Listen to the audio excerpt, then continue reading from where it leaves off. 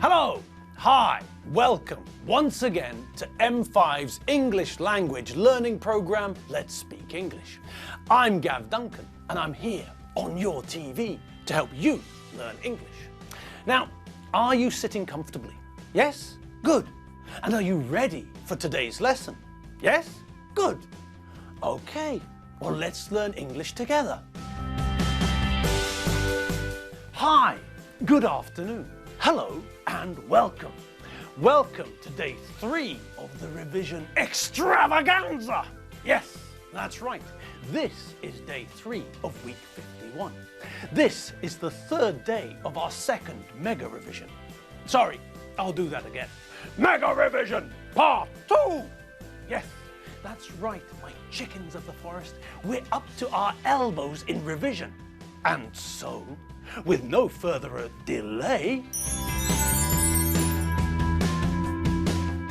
let's get started on today's Latin lesson. Sorry, English lesson. I must try to remember that. Auribus teneo lupum barba tenus sapientis. Sorry. Force of habit. Okay, sorry. Normal service will resume shortly. About now, in fact. Now, I think we're back to normal. So, let me ask you a question. Do you remember what we were talking about yesterday? Aha, you do. Good. Okay, so what were we talking about yesterday? Yes, that's right. Yesterday and the day before yesterday, we looked at comparatives, didn't we? Yes. We looked at comparatives, and we also had another look at how we can use the as form to talk about things being the same or similar, or things being different or dissimilar. Okay, good. Now, are you ready for today's lesson? I bet you are. And today, we're going to start looking at something new. Today, we're going to study the future. But what's that? I can hear someone saying something. We've already looked at the future. Well, yes, that's true. But, well, there are 2 very important points we need to remember. Number 1, we don't look at something once and then never look at it again, do we? No, of course not. We go back to revise what we learned and we study the same things more than once to make sure that we understand them and to make sure that we can use them correctly, that we can use English properly. Okay, so that is point 1. Point 2 is that this is something new. We've studied the future tense in English. We've looked at the idea of will and going to. But today, this is something different. This isn't will. This isn't going to. No, this is the present continuous. Now, let's just let that sink in. Let the penny drop. Yes, you heard me correctly. Your ears aren't lying to you. I did say what you thought I said. Let me repeat myself just so you're sure. We're going to use the present continuous to talk about the future. Okay, now let's just cast our minds back a little to when we first met the present continuous. Do you remember what we learned about the present continuous? Well, let's think about the easiest part of the present continuous, its form. How do we make it? Do you remember?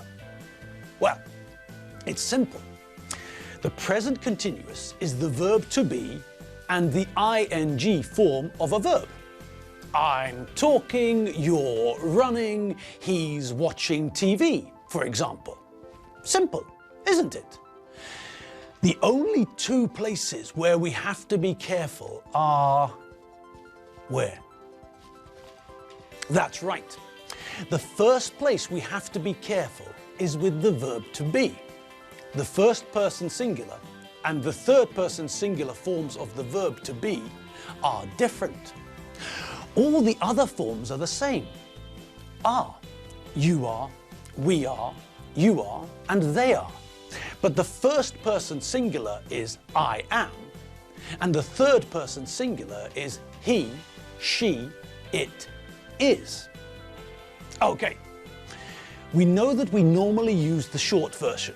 So, I'm, you're, he's, she's, it's, we're, you're, and they're. Good. Now, what about the other area where we have to be careful? Correct, a chicken pot noodle with soya sauce.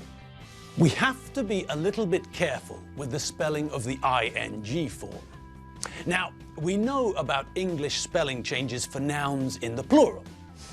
And we know about changing the spelling for the third person singular in the present simple. And this week, we learned we have to be careful if the verb ends in E.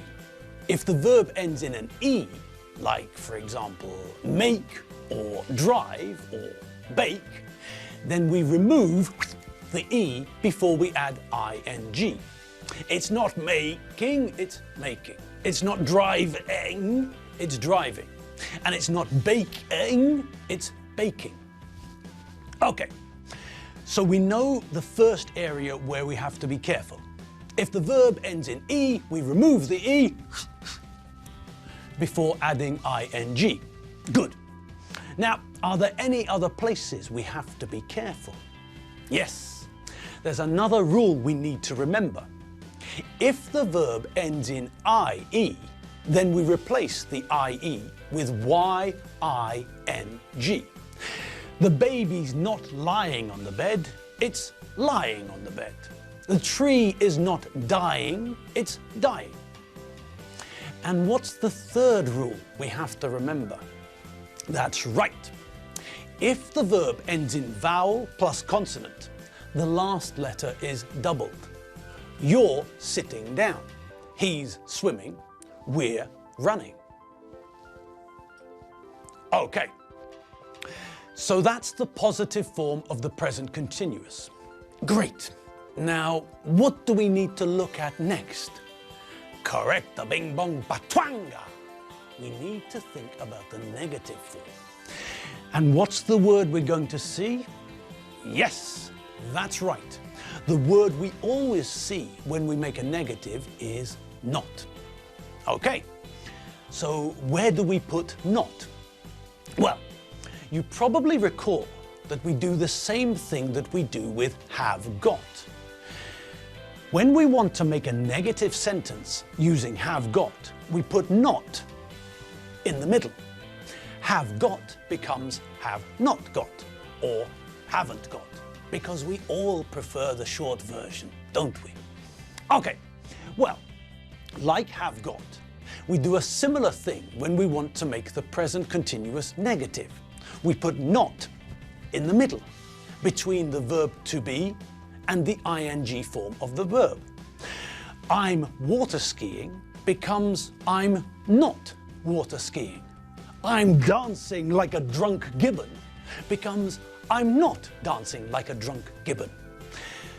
Mabel had a table somewhere, I seem to recall. Mabel, Mabel, intelligent frog, look for the table. It's under that log. Please. Thank you.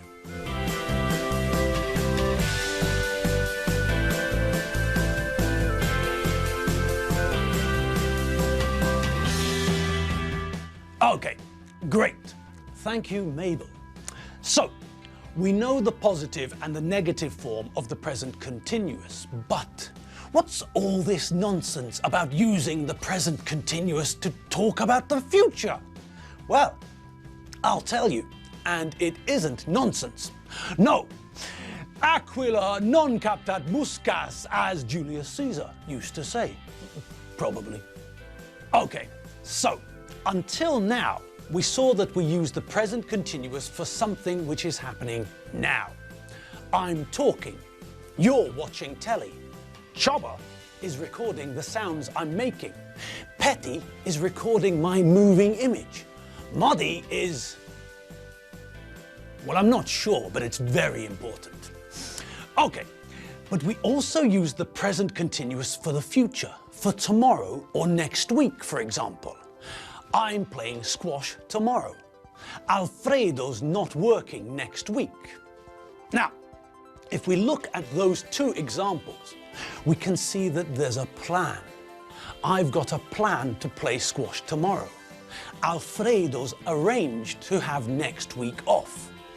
Now, where else did we see the idea of a plan connected to the idea of the future? Can you remember? When we looked at the future, we learned two ways of talking about what is going to happen, didn't we? We learned about will and we learned about going to. When we learned about will, we learned that we use will for situations where we've got no control. This year, I will be 47, for example. It doesn't matter if I want to be 47 or not. I can't control time. So even if I want to stay young and 46, I can't. It's impossible. I don't have any control over this, so we use will. We also use will when we offer something or decide to do something, when the decision is spontaneous, when we decide something when we speak. Now, do you remember when we use going to? Yes, that's right. We use going to when we made a plan in the past to do something in the future, when the decision is not spontaneous but planned. We can also use going to when we can see that something is sure to happen. We can see it coming. We have evidence or proof that something is sure to happen. Do you remember the photo of the plane? You must remember. Here, let me refresh your memory. This is the picture that I'm talking about. Now, do you remember what I suggested the pilots were saying? That's right. One pilot was saying, "Bob, we're going to crash." And the other pilot was saying, "Mike, we're going to die." Good. Well, not good, but okay, good. And they were using the going to form because they can see the evidence, the proof. They're sure that something is going to happen. So they use going to. So, we saw the same idea when we looked at will and going to. Will was used in sentences when the decision to do something was spontaneous, when the decision was made at the time of speaking. Going to, on the other hand, indicated that you had decided earlier. The decision wasn't spontaneous. So, when we use the present continuous to talk about the future, we're using it in the same way as we use going to. We've got a plan for the future. We've arranged to do something. And now, we'll have to wait until our next lesson to continue looking at the future. Don't worry, we're going to look at the future again. I will talk about the future in our next lesson. We're looking at the future in English in our next lesson together. But today, well, we're out of time. And yes, we're out of time. So until tomorrow, remember everyone, coffee and cocktails. www.m5tv.hu. Coffee and cocktails. See you later. Bye.